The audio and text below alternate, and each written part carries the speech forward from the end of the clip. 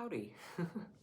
This is my first episode of Fallen World. It's a podcast. It premieres Sundays at 4. And for anyone wondering, it is a remake of a show I tried doing a while ago. If you have any questions about that, I can answer them in the comments, but I don't want to waste too much time on it because I just want to get right into this video. I want you to be able to watch these in a playlist, and I want you to know when they're premiering. So every Sunday at 4 p.m. Eastern Time, there's going to be a new episode. I will try to be in the live chat. If I'm busy, I won't, but I'll answer any questions you have in the live chat or in the comment section afterwards. And yeah, this is just meant to be watched in succession, but if you're watching it live too, that's cool. You have something to look forward to every week. Unless you don't care, in which case, sorry. But hopefully this is good. Hopefully you like it. It's meant to be educational. It's covering really important topics. And the first 3 topics are what I call the triple P: philosophy, politics, and psychology. And the first 3 episodes cover how important all of those 3 things are, and then everything after that covers how those 3 things affect our everyday lives. So after that is where it's going to get really interesting, because I'm going to be covering topics that you've almost certainly heard of. And also, I don't edit these just because editing takes too long, and it'd be too much. It's just easier for me to record it and upload it and then move on with my life. So, and then I can move on to the next video too. So that ensures that you'll get one every week. I have a paper here with everything that I want to talk about written on it, and I'm going to read this. You can follow along with me in the comments. So, not in the comments, in the description. If you open up the description, you'll see this little paragraph that I wrote in quotes, and I'm going to have one like this every episode so you can always follow along. I think this structure makes it easier for me to stay on track and make sure I talk about everything. So, time and space are both infinite. I think that goes without saying. If time had an origin, then what was there before that? Same with space. It's sort of like the chicken or the egg. What came first? Well, chickens come from eggs come from chickens. But that brings up another good point. Infinity can't be contained. We often think of infinity as a loop, and the chicken or the egg concept seems like an infinite loop. It has no origin, it has no end. And that's how we understand infinity. But, I mean, even the symbol for infinity is a figure 8. We can't get that out of our heads, because that's all that we can contain in our heads. You have to understand that life and all of its answers cannot be contained in something small. And you really can't learn it in a vacuum either. I don't know if you're religious or atheist or whatever you believe, but if you firmly believe anything, if you've decided that you figured it all out, you got all the answers you needed, you come into the world and you say, what is this? Why is this? What am I supposed to do about it? Am I going to get in trouble if I don't do it right? And you say, I have the answers to all those questions, and now I'm moving on to other things.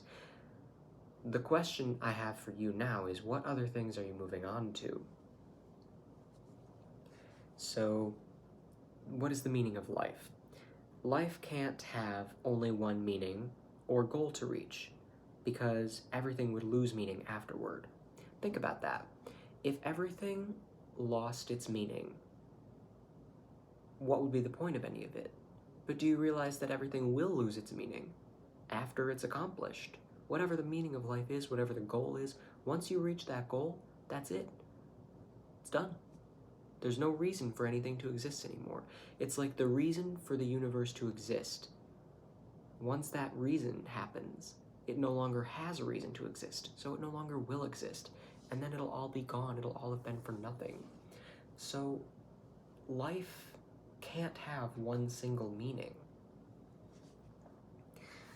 But I'm not answering the question just yet. That'll be at the end. I have it at the last part of this. If you're reading it in the description, you already know. Unless you didn't read ahead, in which case I guess I appreciate that you're following along and you're being patient. But you can do whatever you want. It's there for you to look at, and it's there for me to look at. So, yeah, the existence of infinity inherently comes with infinite possibilities and dimensions. What that means is that infinity, if it exists anywhere, it's not like there's some infinity over there. That's not how it works. If there is infinity, then it's everywhere. It's infinite. It's completely infinite. And space is borderless. It's boundless. It's just in all directions, completely boundless. So you never know if you're upside down or backwards. You never know which way you're facing because it's so completely limitless. And time is kind of the same way, for the same reason. And it comes with infinite possibilities because how could there not be? How could there be a limit to the possibilities in an infinite universe? And that's something a lot of people overlook. A lot of people have a very rigid mentality, and they say, that's not possible, you can't do that. And I would say, well, it may be impossible for me to, I don't know, stand on my head on a hardwood floor without tipping over or anything. That's impossible. But under the right circumstances, I guess you could find a way to work around that. But there's always going to be things that you can't do it. But that doesn't really mean that something is impossible. Because think of it like this. And this is another thing that I have. After this I wrote, because of this, it's also true that everything must have an opposite. And if you could say, well, look at this dice, or this die, and look at these dice. There's just a game in front of me. You could say that, does this have an opposite? Probably not. What's the opposite of dice? You know, you could pick up any random object and just decide that it doesn't have an opposite. But that doesn't mean that there are, it doesn't negate the law that everything has an opposite. And that's because you're picking out a specific thing and saying that it doesn't have an opposite. And the reason that doesn't really work is because you're sort of, what can I compare it to? It's like if you look at fire and you say that it's cold, you can really say anything you want, and you can twist the English language in any way you want. But the truth is that we invented the English language. We invented this. You know, all of these things. We built them with materials that already existed. We speak with sounds we were able to make, and we did these things ourselves. So it's really no different than how we're able to lie. And that's another opposite, is that if there is truth, there must be fiction. And if there's light, there must be dark. If there's up, there must be down. These are things that were not man-made. These are just universal laws. And hopefully I'm making sense. Hopefully you can follow me. But I'm trying to do these classes in a way that anyone can listen to them and understand. So I'm trying to be really clear about what I'm talking about. And I think of it as a class. It's educational. And it's based on what I've learned over the past year and 2 years and pretty much just my whole life, just piled everything together. I've always been very analytical. I pay attention to everything. I think about everything. So I'm a good person to talk about stuff like this. I have no bias. I'm not interested in making a point for myself. I just find it interesting and I like talking about it, and I think it's important. So you can trust me. My intentions are pure. So there is both everything and nothing.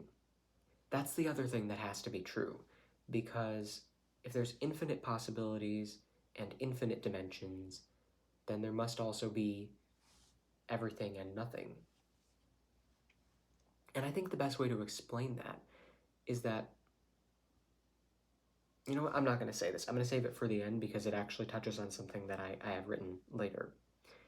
So, there is no time because the past, present, and future are all happening simultaneously in different dimensions. And what that really means is that you can't think of time as a line from beginning to end. And I was talking about the chicken and the egg before. It's the same thing, because time is not linear. It can't be. It's sort of just our way of understanding our own progress, because we are able to evolve, we are able to move forward and make progress, because that's what everything does. The universe, if you look at it as a whole, and you can't really do that because you can never zoom out far enough to see the entire universe, because you'll be zooming out forever. But if you were able to think of it as a whole picture, one thing that you can be absolutely certain of is that the picture is constantly changing. It will never be still. And that's sort of how I think of time. And in that way, time is just sort of for you. You have your own personal timeline. Everyone growing on their own personal path has their own timeline. And that's why sometimes time doesn't make sense. That's why it's possible to feel like you lost time. I think there was some study. I'm not sure if this is still up to date, but it's not super important if it isn't. But something with Albert Einstein, some experiment where they sent clocks up and they made sure that they were set to the same time, and one was up higher in like an airplane or something, and one was on Earth, and they told different times. One was faster or slower than the other. So, you know, and the other thing, and this is something that my favorite comedian and philosopher George Carlin pointed out, is that there are no numbers in the sky. It's a different time in different countries. He just said that there is no time. It's there and then it's gone. And he said, for example, there's a moment coming. It's almost here, not quite. It's about to be here, and there it's gone. It just passed. And that's just how it goes. It's constantly in motion. And it's never really there. So, time is an illusion. The next line I wrote is that there is no space because you're always at the center of infinity. If space is infinite, you can really only be at the center of something, or you can really only be close to the border of something if it has a border. But space is boundless, borderless, and therefore it's impossible to be anywhere but the center of it at all times. And that's something that we have a hard time wrapping our heads around, because we are limited. We have a body. And when I said that, you're always at the center of infinity, that was something else I wanted to say. There is both everything and nothing.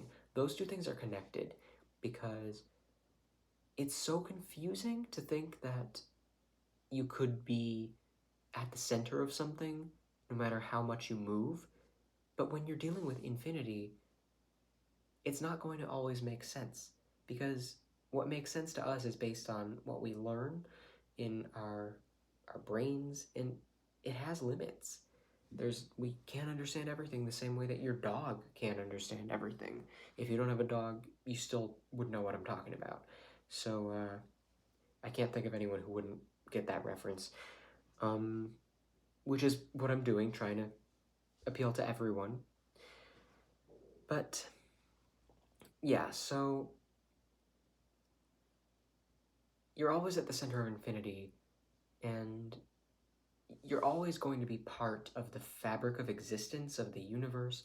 You're never going to be separate from it. No matter how hard you try to zoom out, no matter what you do, you're never going to be able to look at the universe from an outside perspective. And in order to fully understand something, I can fully understand this because it's limited, and it can fit inside my limited brain. I can understand its purpose, I can understand what it's made of, why it was made, everything. But you know, you can't really understand the universe as a whole. And that's something a lot of people have a hard time getting their heads around. You come into the world, you don't know anything, all you know is that you know nothing. And in that state, if you look at a child who hasn't really been corrupted by any sort of outside influence, children are a lot more empathetic. Children sort of have this connection to the world around them and this humble way of looking at things. And they just have this really positive energy, and they're very direct. They'll just say, "Hey, why do you have that big mole on your face?" And they don't mean it in a way to offend you. They're just noticing things. They're seeing the world as it is, and they're coming at it with a curious lens. They're not afraid. They're not being super analytical and trying to understand it and control it. They're just part of it, and they're observing it. And they're not hurting it. They're not being cruel to anything because they have no reason to be. They're not afraid. But toddlers can be, because they need things. They're still in development. And there are times when they have to focus on themselves. But usually they can look back at it later and realize that that wasn't really what they meant to do or say. They didn't mean to throw a tantrum. And if you make them afraid to reflect and look at that by scolding them, you're causing problems. You really shouldn't be scolding your children. You shouldn't be aggressive with them, because what they need is a helping hand in growing and utilizing their skills. But what we do instead is we try to crush them into conformity, and that makes them afraid to look at themselves because they don't want to see something that is bad, that you've convinced them is bad. If you yell at them, then they're not going to want to acknowledge what they did, because if they do that, that means that you were right to yell at them and that they did something bad. You're scaring them away from maturity is what's really happening. And it's caused a huge mental health crisis. And there are many, many, many other factors to the mental health crisis, but it's definitely there. Especially in the US, where I live, there's really bad mental health here. Nobody takes care of themselves. Nobody stops and thinks. And it's just normal. And I'm gonna touch more on why that is in the next video. So tune in next week if you want to hear about that. But this is just about philosophy. I'll save that for politics. But yeah, people don't take care of themselves. You have to remember to nurture your child's sort of pure mentality and just say, it's okay, you messed up, but everybody does. And if you didn't mean that, be happy that you didn't mean that. Be proud that you are able to look at it and say, I didn't mean to throw that at you. I didn't mean to get angry. You're actually trying to take care of me and not giving me that cookie or whatever it is. And just appreciate that.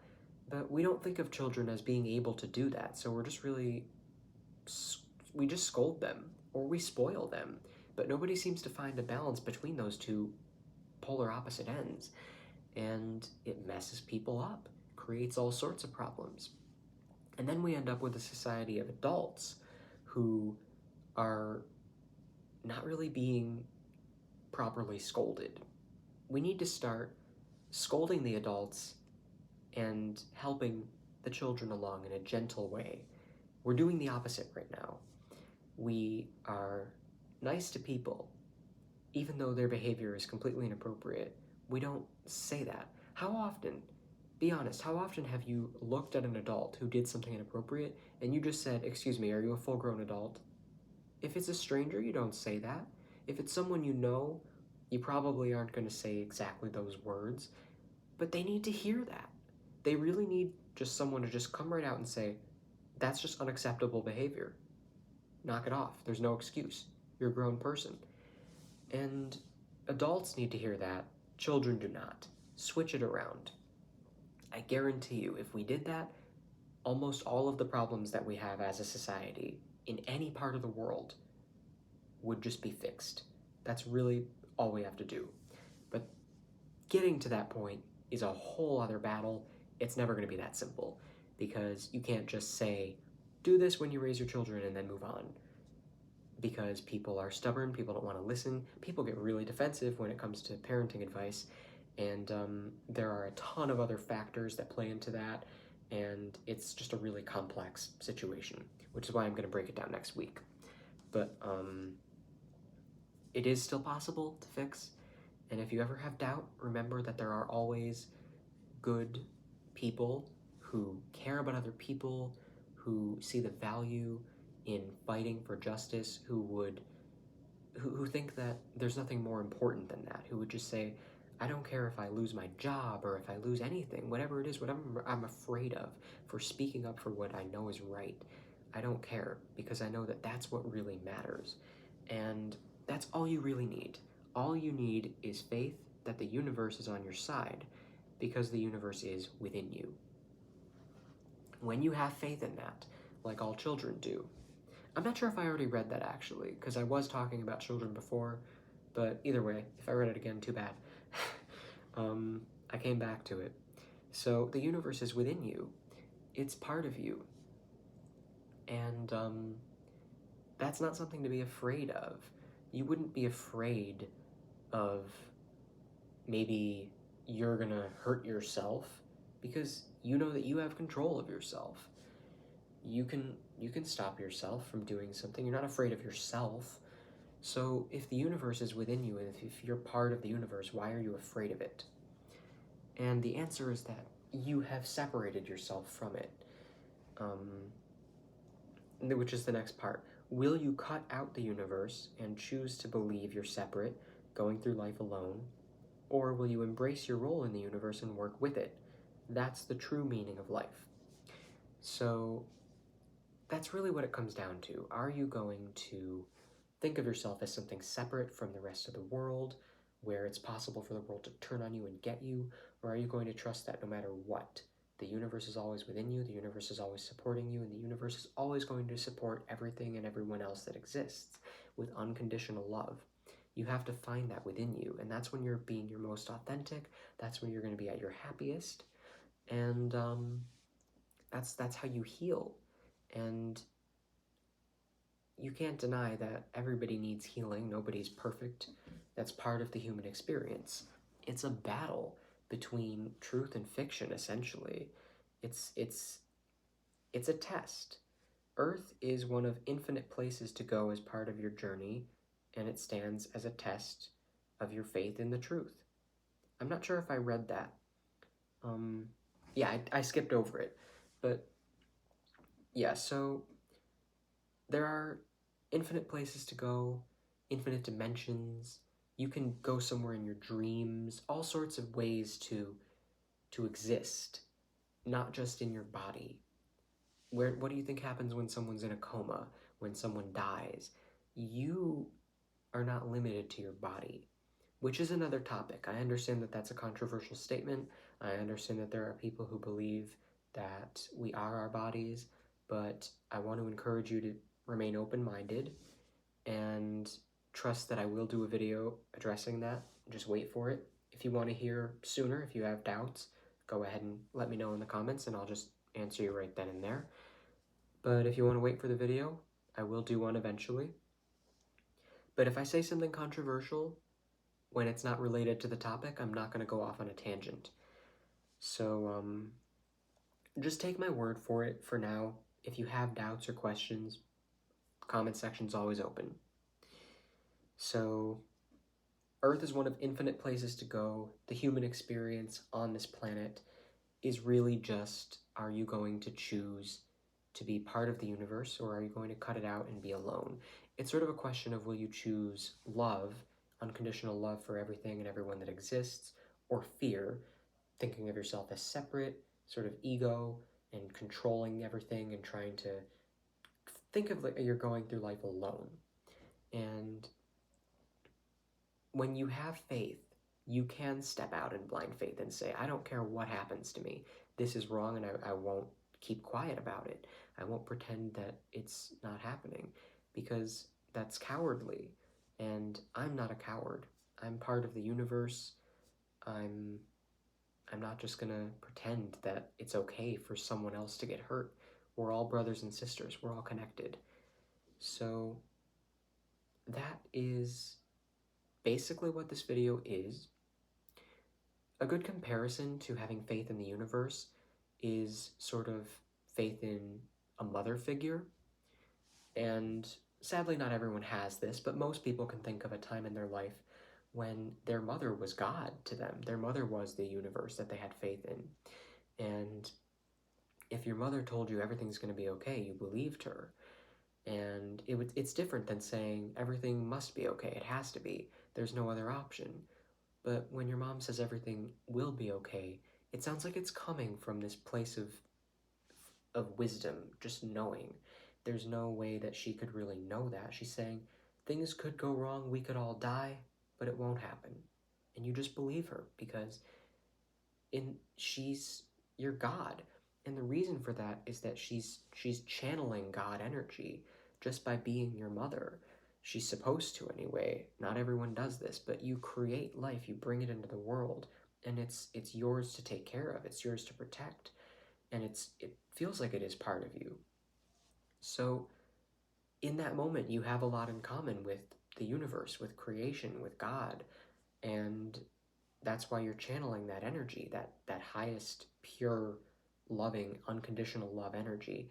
So if you remember a time in your life when you felt that way about a mother figure, whether it's your dad, if you were raised by a single dad or two dads, or you were adopted, whatever it is, whatever connection you have to someone who you had that kind of faith in, someone who really had unconditional love for you and you knew it, you felt it, think about that and understand that that's still there. Even if that person isn't in your life anymore, even if you don't think of that person in that exact same way anymore, that person is not the universe. That person was just channeling the universe and loving you.